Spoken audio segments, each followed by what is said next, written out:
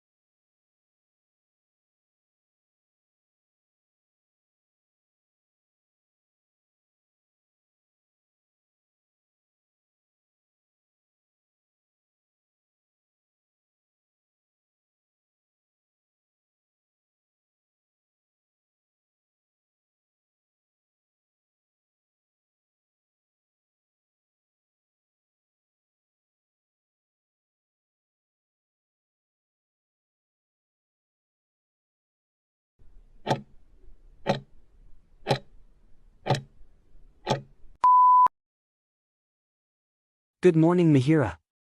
What brings you in? Good morning, Dr. Wright.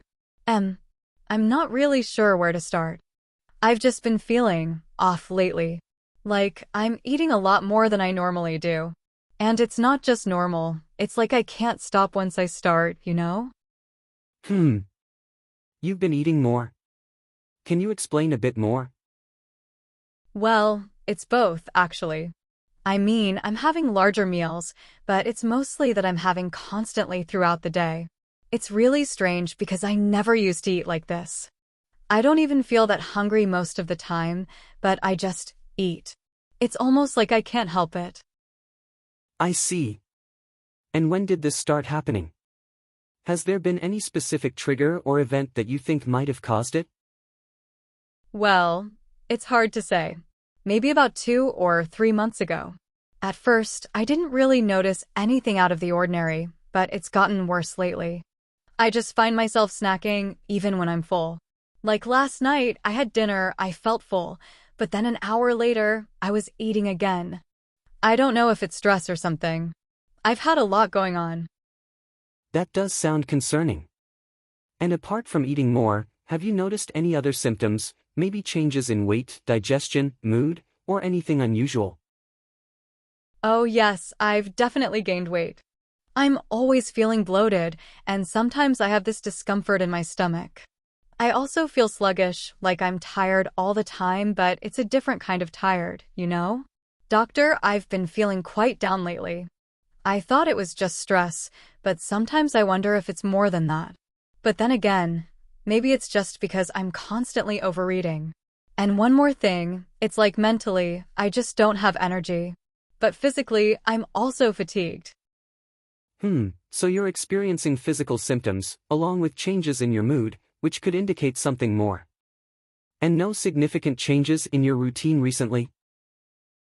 Well, I mean, my work is always stressful, but nothing unusual.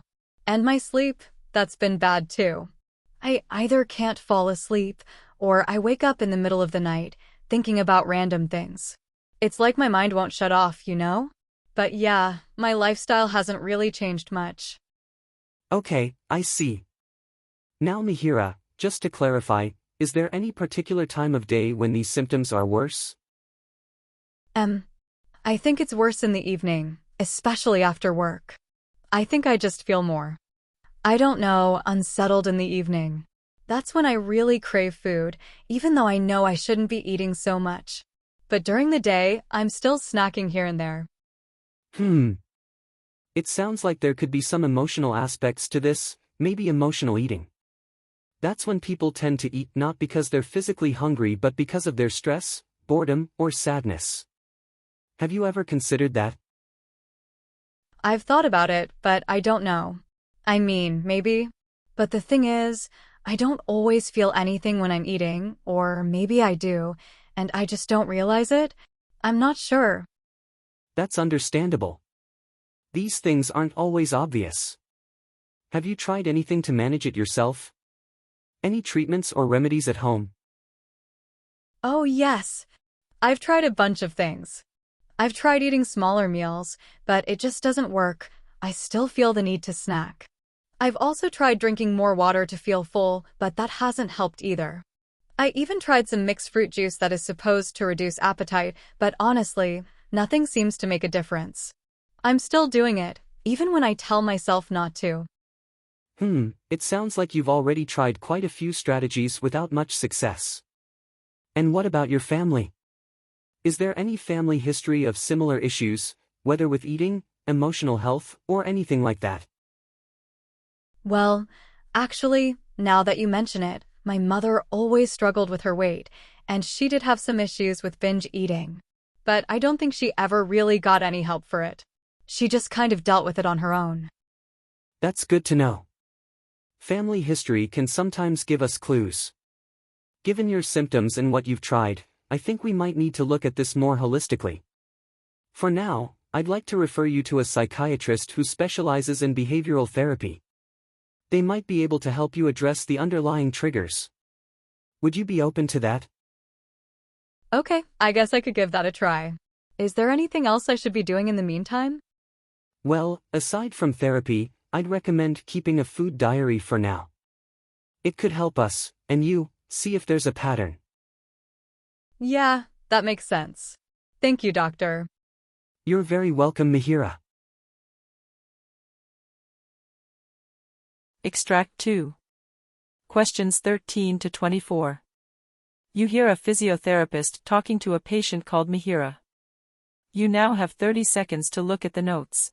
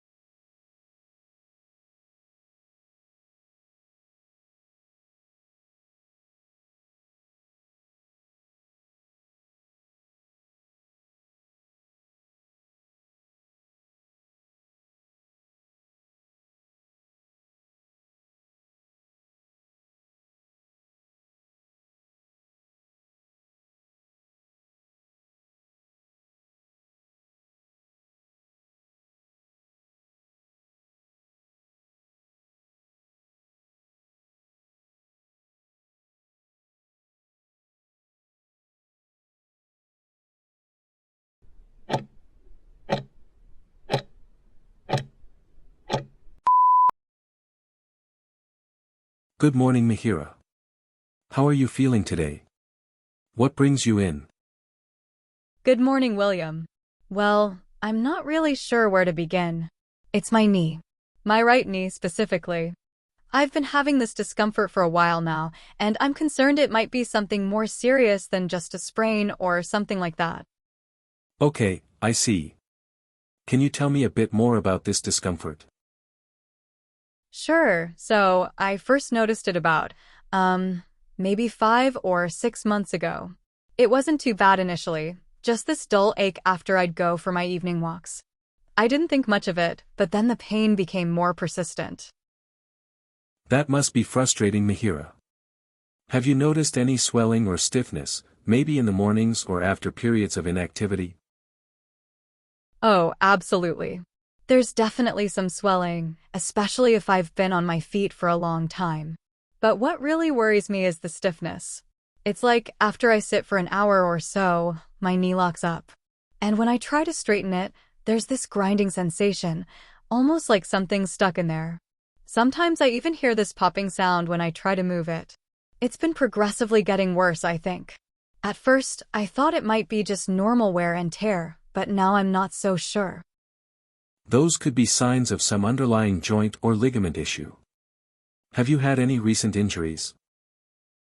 No, not really. I mean, I don't recall any specific injury. But, when I was younger, I did a lot of running and sports, so maybe that's catching up to me now. Oh, and I've also noticed that my knee looks a bit misaligned.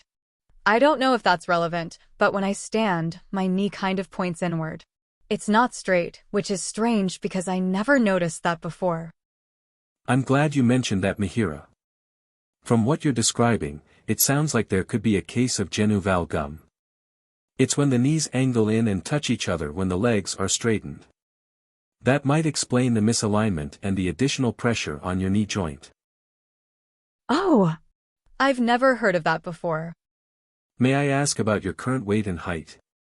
Sometimes excess pressure on the knee due to weight can make these symptoms worse.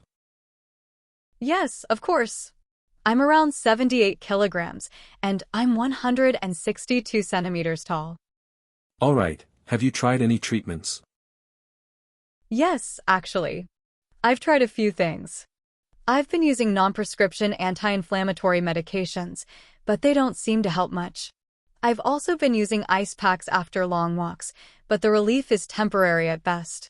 A friend recommended some knee braces, so I've been wearing those, but honestly, they're not very comfortable, and I'm not sure they're doing much to help.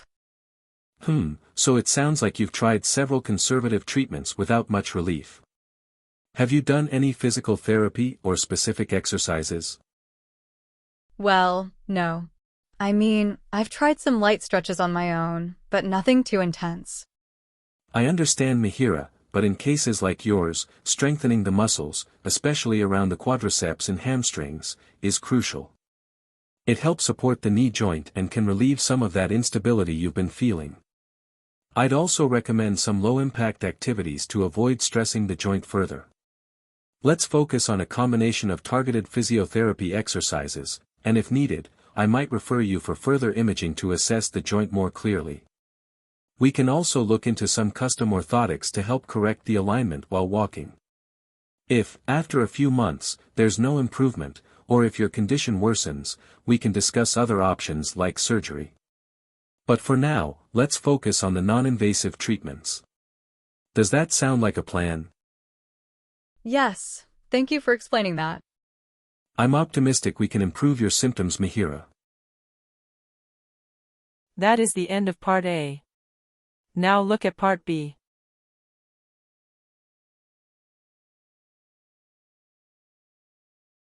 Part B.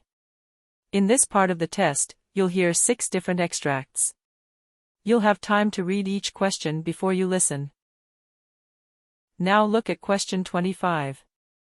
You hear a nurse called Mihiraa talking to a patient. Now read the question.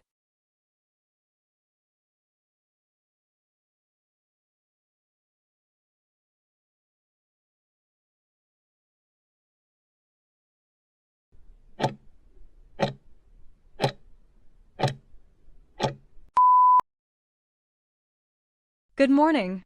Are you ready for your flu shot? Let me quickly confirm a few details first. You're here for the seasonal flu vaccine, not the pneumonia shot, correct? Yes, Mihiraa, the flu shot. I had the pneumonia one last year, so it's not due for a while. Exactly. Now, I see you're allergic to penicillin. Have you had any reactions to vaccines in the past? Some people confuse flu shot side effects like mild soreness with allergic reactions. No allergies to vaccines. Just the penicillin thing, but the flu shot's always been fine. Great. And you're not feeling sick today, right? It's important that you're not running a fever. No fever, but I do have a bit of a cold. Is that an issue, Mihiraa? If it's just a mild cold without a fever, that's not a problem. The concern is when a patient has a higher fever, which could make the shot less effective. Okay, just relax your arm. This will be quick. Now look at question 26. You hear a doctor called Mihiraa discussing with a patient. Now read the question.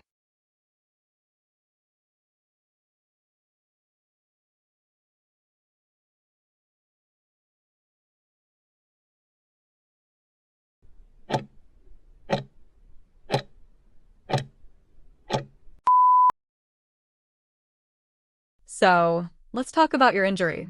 You mentioned pain in your right ankle, but I see here that last month you had a similar issue with your left ankle. Is that correct? Yes, Dr. Mihiraa, but this time it's the right one. The left one is better now after the physical therapy.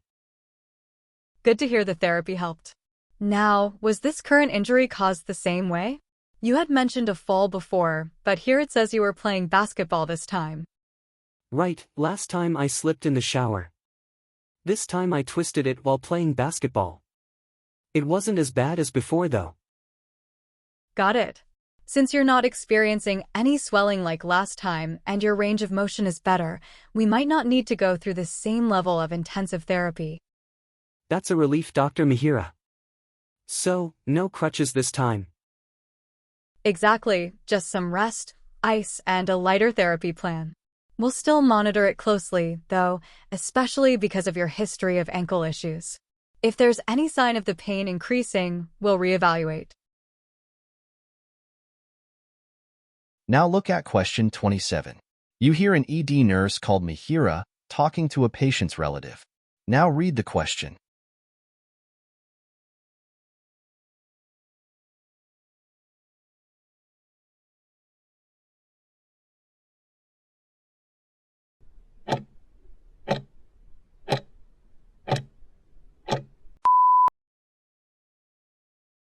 I understand you're concerned about your brother's condition. He was brought in with chest pain, but we're still waiting on the results of the EKG and blood tests to determine if it's a heart attack or something less severe like angina. So, it might not be a heart attack. That's a relief. He's had chest pain before, but it wasn't this bad, Mihiraa. It's hard to say right now. Chest pain can come from different causes, anything from a strained muscle to a panic attack, but we don't want to assume. We're monitoring him closely. He's stable, though, and his vitals are holding steady. Stable sounds good, but the doctors haven't ruled out a heart attack yet, right? Correct. We'll know more when the blood results come in. They're checking for cardiac enzymes, which will give us a clearer picture. Even if it's not a heart attack, we still need to keep a close watch for complications. So Mihiraa, even if it's not a heart attack, it could still be serious. Yes, but right now, his condition is under control. We'll keep you updated as soon as we know more. Now look at question 28. You hear an occupational therapist called Mihiraa talking to a doctor. Now read the question.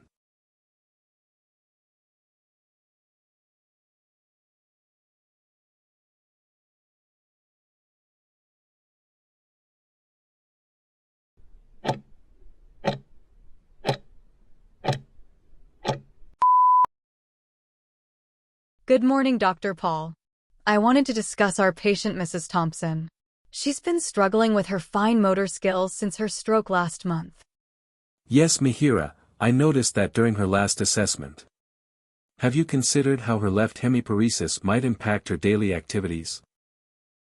Absolutely. It's affecting her ability to grip utensils, but I'm also concerned about her cognitive function. Sometimes she confuses her left and right sides, which complicates her therapy.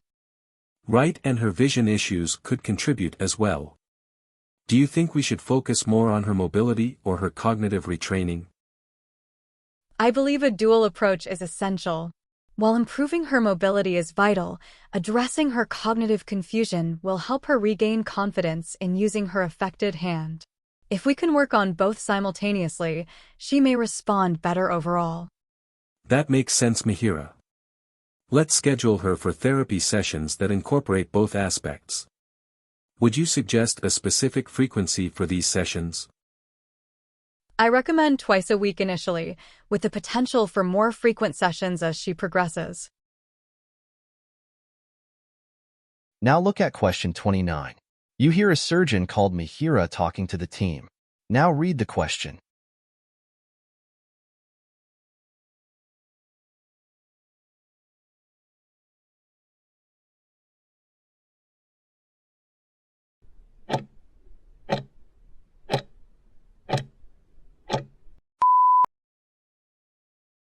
Good morning, team.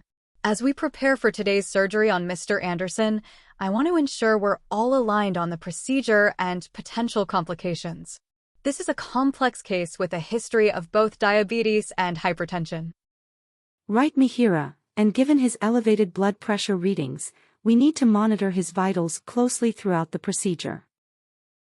Exactly. But I'm also concerned about his diabetes. It could affect his wound healing post-surgery.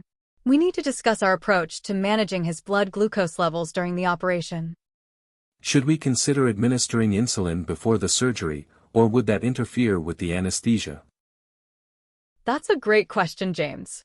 Administering short-acting insulin before we start might actually stabilize his levels, but we'll have to time it carefully with the anesthesiologist.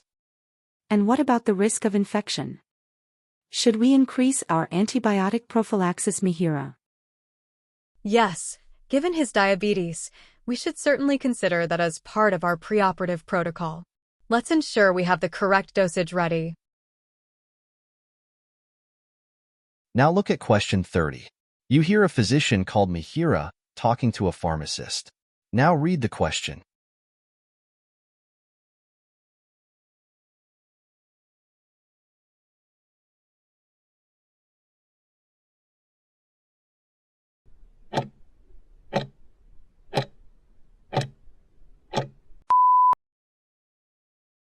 Hi, Sarah. I wanted to discuss a few prescriptions for our patient, Mr. Lopez. He's currently on atorvastatin and lisinopril, but I noticed his cholesterol levels haven't improved as we expected. Yes, Mihiraa, I've seen his profile. Are you thinking about switching the atorvastatin, or perhaps adjusting the dosage? I'm considering an increase in the atorvastatin dose, but I'm also worried about possible interactions. He's been complaining about muscle pain, which could suggest statin-related myopathy. That's a valid concern. However, he might also be experiencing side effects from the lisinopril, especially since he's reported a persistent cough. Right, that's another issue to tackle. If we switch him to an alternative antihypertensive, such as losartan, it might alleviate the cough. That could help. So, Mihiraa, are we planning to manage both the cholesterol and the hypertension in tandem? Absolutely. It's crucial to monitor his response closely after making these adjustments to ensure we address both issues effectively. That is the end of Part B. Now look at Part C. Part C. Extract 1. Questions 31 to 36. You now have 90 seconds to read questions 31 to 36. You hear the conversation between a Dr. Mihiraa and an interviewer.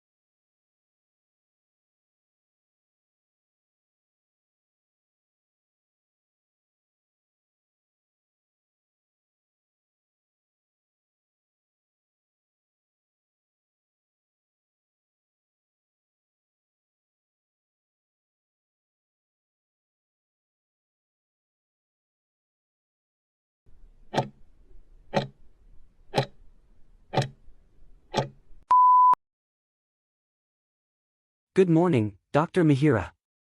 Thank you for joining us today to discuss your work in public health, particularly in managing communicable diseases. To begin, could you give us a brief overview of your role and responsibilities in this field? Thank you for having me. As a public health specialist, my primary responsibility is to protect and promote the health of communities by managing and mitigating the spread of communicable diseases. This involves working closely with healthcare institutions, government bodies, and other stakeholders to develop strategies that minimize outbreaks and promote long-term public health. My role also includes policy formation, overseeing surveillance programs, and ensuring that the public is well informed about health risks and prevention measures. That sounds like an enormous responsibility, especially with the ever-evolving nature of diseases. How do you manage to handle such a demanding and responsible job without being overwhelmed? I won't deny that it's demanding. However, managing this responsibility requires a combination of scientific rigor, collaborative teamwork, and maintaining a systems-thinking approach. It's crucial to break down tasks into manageable sections and trust the people I work with. One has to delegate responsibilities effectively while maintaining oversight. I also rely on data-driven decision-making. The trends and statistics help in prioritizing actions. This way, I don't approach my role emotionally, but rather with an analytical mindset. I think the real key is to be adaptable. Communicable diseases are unpredictable by nature, and the strategies that work today might not be as effective tomorrow. I imagine adaptability must be essential, especially in a crisis. What resources do you and your department utilize to stay ahead of the curve when dealing with such situations?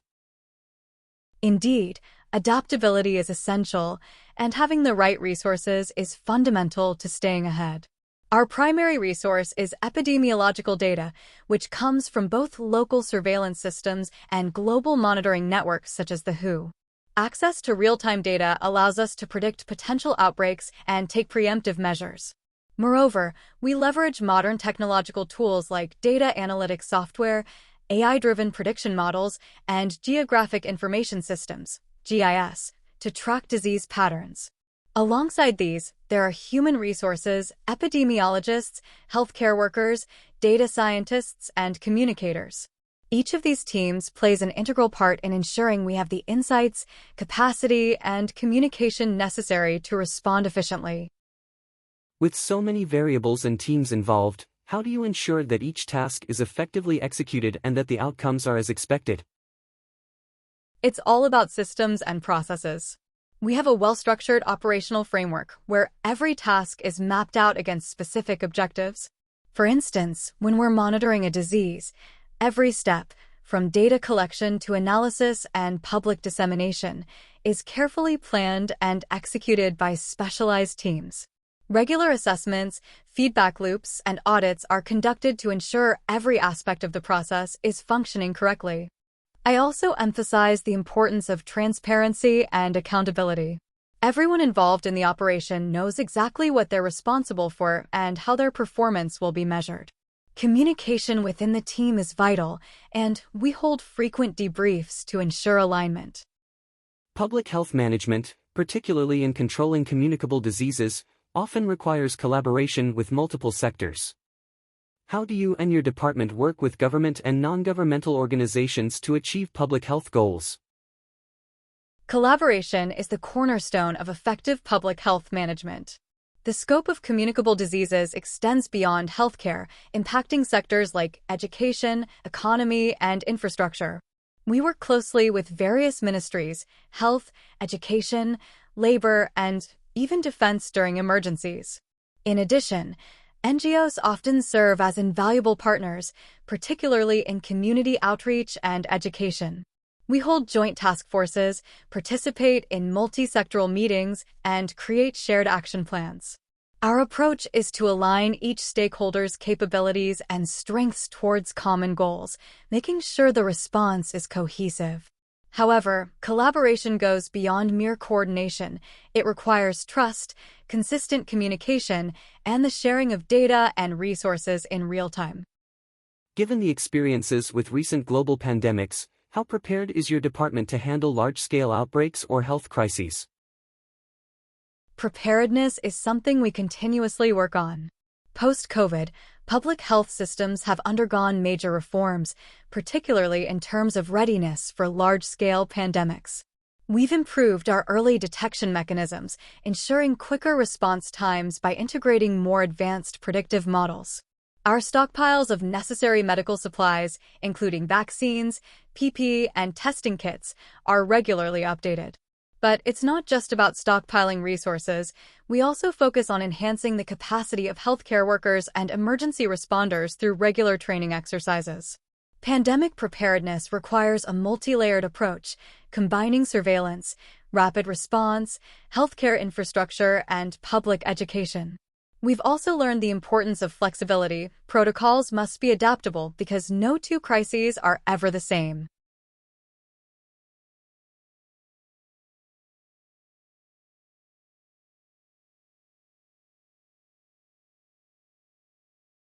Now look at Extract 2. Questions 37 to 42. You hear a pharmacist, Noel Rome, talking about his role in patient care at Mihiraa Multispeciality Hospital. You now have 90 seconds to read questions 37 to 42.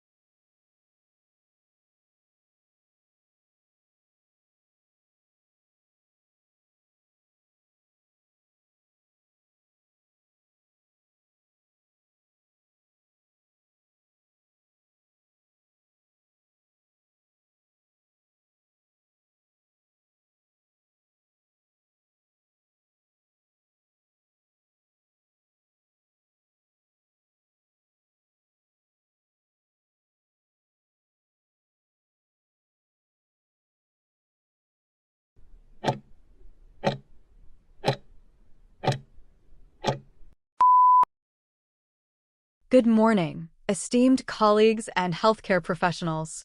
It is both a privilege and a responsibility to address you today on a topic that resonates deeply with us, caring for those who care for others. At Mihiraa Multispeciality Hospital, we believe that the well-being of our healthcare workers is the cornerstone of the services we offer. As healthcare providers, we often focus so intently on our patients' needs that we neglect our own. Mihiraa has recognized this, and through our comprehensive healthcare worker welfare program, we aim to offer meaningful and lasting support to those at the forefront of patient care. Mihiraa Multispeciality Hospital is a renowned institution, celebrated for its multidisciplinary approach to medicine, which integrates clinical expertise with cutting-edge technology. We don't simply pride ourselves on the advanced medical care we provide, but also on the holistic approach we take in fostering an environment that supports growth and innovation. From our highly specialized departments like cardiology, oncology, and neurology to our advanced diagnostic capabilities, Mihiraa is built on the pillars of expertise, compassion, and holistic care. Yet, what truly sets Mihiraa apart from other hospitals is not just the caliber of care we provide to patients, but the dedicated commitment to the welfare of our healthcare workers. This is a value ingrained in the very fabric of Mihiraa's ethos. We recognize that the well-being of our employees directly translates into the quality of care we provide. Mihiraa Multispeciality Hospital has instituted a unique and comprehensive healthcare workers' welfare program that emphasizes both physical and mental well-being. This initiative is based on our understanding that healthcare professionals operate in high-stress environments where burnout, mental fatigue, and physical strain are not uncommon. Our welfare program, therefore, addresses not only immediate physical health needs, such as injury prevention and ergonomic support, but also long-term psychological resilience through stress management workshops and counseling services. One of the unique features of the program at Mihiraa is its multi-tiered approach, which addresses different aspects of employee well-being, physical health, emotional health, career development, and work-life balance. For instance, we offer subsidized memberships to fitness centers, periodic medical checkups, and access to on-site health clinics. Additionally, we have also launched a mental health initiative that provides healthcare workers with access to in-house counselors, mental wellness seminars, and even stress relief activities like yoga sessions and mindfulness workshops. The welfare program at Mihiraa Multi-Speciality Hospital is designed to support our healthcare workers in multiple ways, ensuring their personal and professional lives remain balanced and healthy. One of the key focal points of the program is the emphasis on psychological well-being. Recognizing that healthcare professionals often experience compassion fatigue, burnout, and work-related stress, our program provides access to certified mental health professionals and psychologists, ensuring employees can seek help confidentially. On the physical side, we understand that healthcare jobs are often physically demanding. Therefore, we offer ergonomically designed workspaces and on-site physiotherapy sessions for employees experiencing musculoskeletal strain due to the nature of their jobs.